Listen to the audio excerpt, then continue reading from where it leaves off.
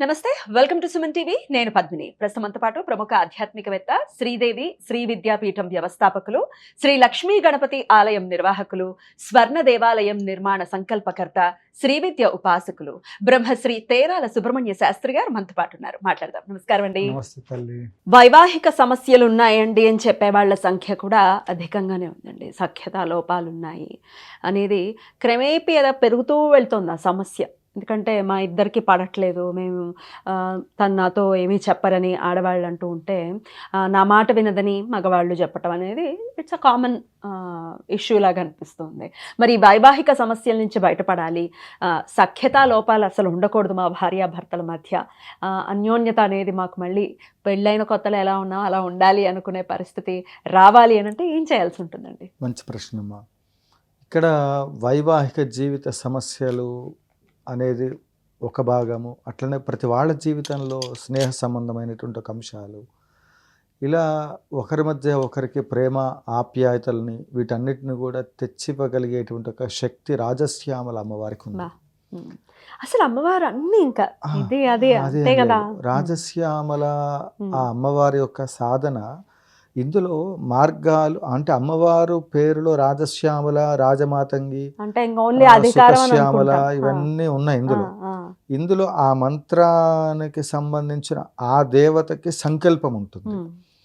అది బీజాక్షరాలు సంపుటీకరణంతో మనం వాడే ద్రవ్యాలు, వనమూలికలు అవి మారుతూ ఉంటాయి. దేవత ఒక్కటే, ద్రవ్యాలు మారుతూ ఉన్నందువల్ల ఏ ఏ కామ్యాలకి ఏ విధంగా హవనం యాగం చేస్తే ఆ పద్ధతిలో వాళ్ళకి ఫలితం అనేది నెరవేరుతుంది. అందువల్ల ఇక్కడ వివాహానికి సంబంధించింది మనం ఇప్పుడు చెప్పుకున్న ఎపిసోడ్లో వైవాహిక జీవితంలో ఉండబడేటువంటి ఒక సమస్యలకి కారణం కుజుడి యొక్క ప్రభావం ఉంటుంది. దశమహావిద్యల్లోకి వెళ్ళినప్పుడు బగలాముఖి అమ్మవారు కుజుడికి సంబంధించినటువంటి ఒక దేవత. రాజశ్యామల అమ్మవారు వచ్చేసి రవిగ్రహాన్ని సూచిస్తూ ఉంటుంది. అయితే ఈ కామని పూర్తి స్థాయిలో ఈ దశమహావిద్యలు అనేవి 10 విద్యలు చేస్తూ వనదుర్గ అమ్మవారికి చేసినట్లయితే ఆవిడ ఎది శక్యం అశక్యం వా తన్మే భగవతి సమయ సమయ స్వాహ. అందువల్ల శక్యము కానటువంటి దాన్ని శక్యమయ్యే విధంగా, ఇక ఈ పని ప్రాజెక్ట్ చెయ్యలేరు అని డౌట్ వచ్చింది, వనదుర్గ మహావిద్యా పారాయణ. ఆ పారాయణ చేయడం మొదలుపెట్టాము అంటే ఇంకా అమ్మవారు అసలు ఆ పారాయణే అద్భుతంగా ఉంటుంది. వింటూ ఉంటే ఆ మంత్రాలు అవన్నీ, ఆ పారాయణ ఎవరైతే చేస్తారో ఆ అమ్మవారి యొక్క కృపచేత, అంటే సమస్య ఏ స్థాయిలో ఉంది అనే దాన్ని బట్టి మనం ఏ ఏ విద్యల్ని ఇందులో వీళ్ళకు ఉపయోగిస్తే పరిష్కారం అవుతుందనే విధానంగా మనం ముందుకు వెళ్ళినట్లయితే తప్పకుండా వాళ్ళ జీవితంలో, వైవాహిక జీవితంలో ఉండబడేటువంటి ఒక సమస్యలన్నీ పరిష్కారం అవుతూ ఉంటాయి. ముఖ్యంగా వివాహ విషయంలో కూడా ఈ మధ్యకాలంలో నా దగ్గరకు వచ్చే జాతకాలలో వాళ్ళకు ఉండబడేటువంటి ఒక ఫలితాలను గమనించినప్పుడు date of birth, time of birth ఇవన్నీ ఏవైతే ఉన్నాయో, ఏమండి మా అబ్బాయి పలానా నక్షత్రంలో పుట్టాడు, ఇలా దుష్ట నక్షత్రంలో పుట్టాడు కనుక వివాహం అవుతుందో కాదో, కాబట్టి అదే డేటు అదే సమయం, కానీ నక్షత్రం డేట్ తక్కువ ఎక్కువ చూసి ఆ నక్షత్రం లేకుండా మ్యాచ్ అయ్యేటట్లుగా ఏమైనా ఉంటే చెప్పండి అని వాళ్ళకి వాళ్ళే కొన్ని సమస్యలు కొని తెచ్చుకుంటా ఉన్నారు. అంటే 1000 అబద్ధాలు ఆడైనా పెళ్లి చేయమన్న వీళ్ళు మార్గాలు వీళ్ళు వెతుక్కుంటున్నారు. పోనీ అమ్మాయి ఇచ్చిన డేట్ ఆఫ్ బర్త్, అబ్బాయి ఇచ్చిన డేట్ ఆఫ్ బర్త్, ఇప్పుడు ఇద్దరిట్లో వీడిలా చెప్పాడంటే వాళ్ళు కూడా అలానే చెప్పి ఉండొచ్చు కదా. ఇంతకు ఒరిజినాలిటీ ఏది? ఇప్పుడు పెళ్ళిళ్ళు పెటాకులు ఎందుకు అవుతున్నాయంటే వీళ్ళు ఒరిజినల్ చెప్పట్లేదు, అమ్మాయి తరపు వాళ్ళు అబ్బాయి తరపు వాళ్ళు ఒరిజినల్ చెప్పట్లేదు. చివరికి మసిపూసి మారేడుకాయలు అన్నట్లు వాళ్ళిద్దరిని ఒక వేదిక పైన వివాహం చేస్తే వాళ్ళిద్దరు జాతకాలను బట్టి ఒకవేళ ఒరిజినల్ డేట్ ఆఫ్ బర్త్లో ఉండబడే ఫలితాలు దుష్ఫలితాలు అయితే ఆ 16 రోజులు పండగ పూర్తయ్యేలోపు చనిపోయిన వాళ్ళు ఎంతమంది ఉన్నారు. 16 రోజులు పండగ కాకముందు విడిపోయినటువంటి వాళ్ళు పెళ్లి మీద పీటల మీద నుంచి తనుకొని బయటకు తీసుకుని వెళ్ళిపోయే పరిస్థితులు వచ్చేటువంటి పరిస్థితి ఉంది. కాబట్టి శాస్త్రము ఎప్పుడూ కూడా తప్పు చెప్పదు. మనం వాటిని ఆచరించే విధానాల్లో మనల్ని మనమే మోసం చేసుకుంటున్నాం. నేను ఇంతకుముందు చెప్పినట్లుగా ఎవరేం తప్పు చేస్తున్నా పంచభూతాలు చూస్తూ ఉంటాయి. నేనేం తప్పు చేస్తున్నాను, నేను కరెక్ట్గా ఉన్నానా లేదా, అని నువ్వు మనంతటికి మనం నేను కరెక్ట్ అని అనుకున్నంత మాత్రము చేత అది వాస్తవ రూపాల్లోకి ఉండవు. పంచభూతముల సాక్షిగా ప్రతిదీ కూడా పరమేశ్వరుడు చూస్తూ ఉంటాడు. కాబట్టి ఆ కర్మ నిన్ను వెంటాడుతుంది. ఇప్పుడు ఆ విధంగా ఇబ్బందులు పాలై లేనిపోని ఇబ్బందులు తెచ్చుకోకుండా పేరు ప్రకారం చూద్దామనుకుంటే ఆ ముహూర్తాలు ఒకవేళ వ్యవహారిక నామ ప్రకారంగా చూసినప్పటికీ కూడా వివాహం చేసే సమయంలో ఎలాంటి దోషాలున్నా పురోహితుడికి పూర్తి భారాన్ని వదిలేయాలి. ఇప్పుడు ఈ మధ్యకాలంలో కూడా ఏమైపోతుందంటే ఉన్న ముహూర్తాలే తక్కువ, దానికి తగ్గట్టు సెకండ్ ఒపీనియన్లో అది ఇది అంత గందరగోళం అయిపోయి చివరికి అసలు సరైన వేదమంత్రాలతో వివాహ ప్రకరణ చేసే పరిస్థితి పురోహితులకి లేదు, ఇవ్వట్లా. అవును. దానికి కారణం ఏంటంటే విఐపీలు, అనేక రకాల హడావుడు, ఫోటోగ్రఫీ, వీడియోలు, వీళ్ళందరికి మళ్ళీ ఫోటోగ్రఫీ గురువు గారు మీరు మా వెంట పడితే ఎట్లాగంటే అక్కడ ఆ పరిస్థితులు మారిపోయినాయి. కాబట్టి పెద్దల ఆశీర్వాద బలం, మరి దేవతల యొక్క అనుగ్రహం పొందాలన్నా ఇంకోటి ఏది చేయాలనుకున్నా కూడా అమ్మా మనం ఎవరు ప్రశాంతంగా లేడనే చెప్పచ్చు.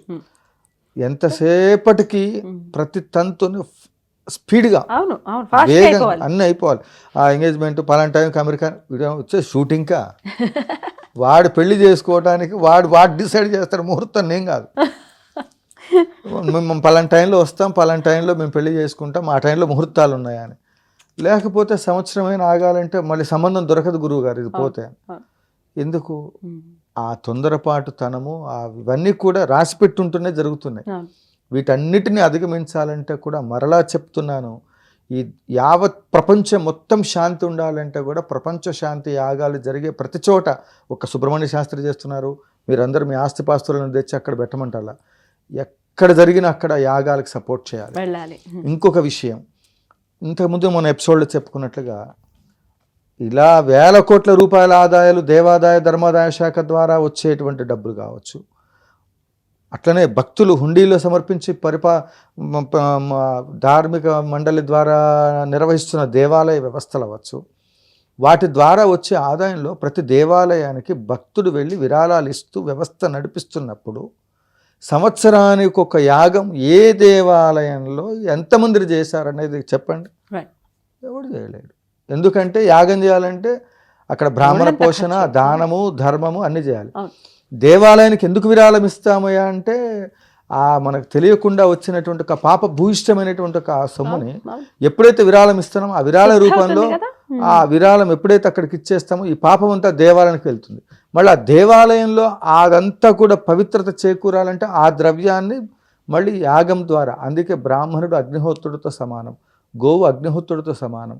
ఈ రెండు అందుకే మంచిని తగలబెడుతుంది, చెడుని తగలబెడుతుంది. అందుకే బ్రాహ్మణ ఆరాధన సర్వదేవతలకి కూడా నమస్కారం చేసినట్లే. ఆరాధన దేవుడు ఎరుగండి, ద్వేషంతో రగిలిపోతున్నారు బయట సమాజంలో. అందుకే చెప్తున్నా, ఇక్కడ ఒక విషయం ఏంటంటే బ్రాహ్మణ ద్వేషము, అన్నద్వేషం ఈ రెండు వచ్చాయంటే పోయే కాలం దగ్గర ఉన్నట్టు.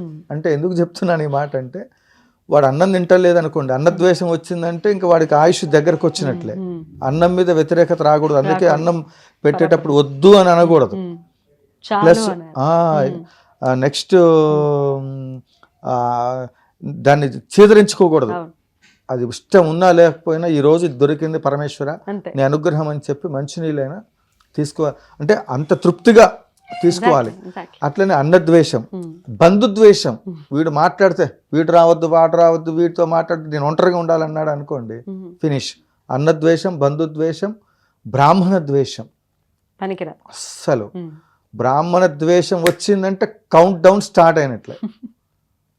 ఆలోచించుకోవాలి. ఒక్కొక్క నిమిషం మీరు ఎక్కడ దాకా ఎందుకండి, శ్రీరామచంద్రమూర్తిని అన్నటువంటి వాళ్ళు రోజుల్లోనే కాలగర్భంలో కలిసిపోయిన వాళ్ళు ఉన్నారు. భగవంతుడు ఉన్నాడా లేదా అని నిరూపించాలి అంటే చేతబళ్ళు, మంత్రశాస్త్రం ఉంటే ఏదండి నిరూపించండి, నా మీద ఏమన్నా ప్రయోగం చేసి చూపించండి చూద్దామంటారు. ఏం అక్కర్లా.